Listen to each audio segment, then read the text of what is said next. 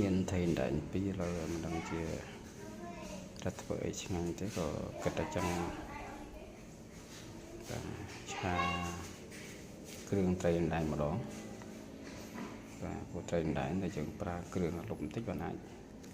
រសជាតិឆ្ងាញ់បាទចឹងគ្រឿងផ្សំយ៉ាងបានផ្សំរួចហើយតែមានម្ដេងមានស្លឹកក្រូចម្ទេស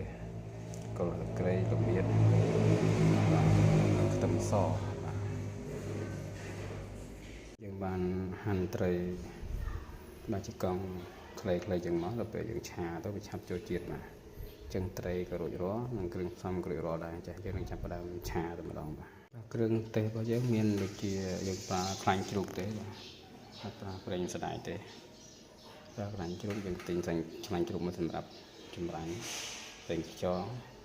ម្សៅរ៉ូឌីស្ករប៊ីចេងនិងអំបិលបាទយើងគឺអត់អាចភ្លេចបានទេគឺជីម្រះព្រៅបាទជីម្រះព្រៅដាក់នៅពេលដែលយើងស្លចិនហើយយើងដាក់ចុងក្រោយឲ្យទៅសន្លប់ទៅដើម្បីបន្ថែមក្លិនឈ្ងុយទៀតបាទយើងបំពងខ្ទឹមឲ្យឡើងឈ្ងុយណាចាំយើង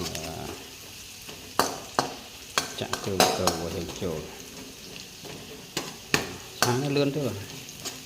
យូរតែផ្សំគ្រឿងបន្តិចទេពេលយើងផ្សំគ្រឿងរួចរាល់ហើយយើងឆាយកទៅឆ្អិន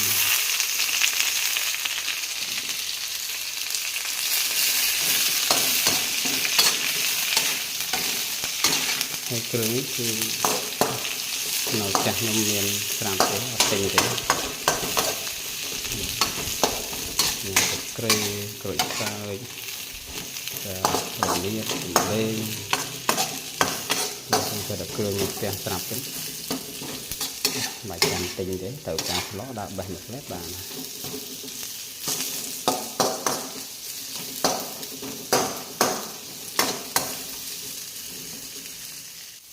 បាទបន្ទាប់ពីគ្រឿងរបស់យើង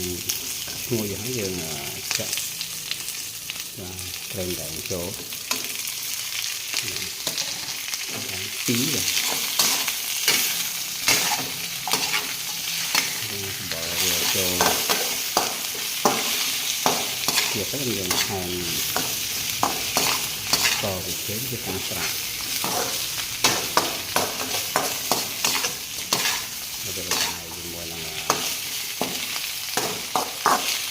ពេលយើងទៅបោកហ្នឹងទៅយើងអាចកូរខាងទៅពេលវាបែកសាច់ពេលដែលវាឆ្អិនទៅយើងអាចកូរខាងហ្នឹងយើងកូរខាងទៅបែកសាច់ត្រីអញ្ចឹងយើងកូរវាចូលគ្រឿងហើយយើងនឹងដាក់គ្រឿងទេសពីខាងទៀតតាមទៅយើងដាក់គ្រឿងត្រូវយើងដាក់គ្រឿងអំបិលខាងទៀតចូលគ្រឿង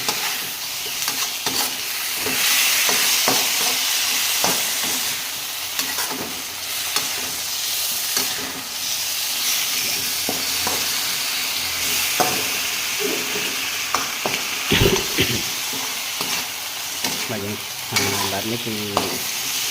ត្រីដែងគឺចូលបែបនេះគឺឆ្ងាញ់យ៉ាងដែរបាទឈ្ងុយហ្មងបើតាមគ្រឿងវាលឹកនេះគឺឈ្ងុយខ្លាំងគ្រឿងខ្លែមត្រូវបាទបើថាហូបបាយទៅយកចូលគ្រឿងខ្លាំងក៏ត្រូវដែរតោះមកយើងក៏ថែមទឹកបន្តិចទៅដើម្បីរំងាស់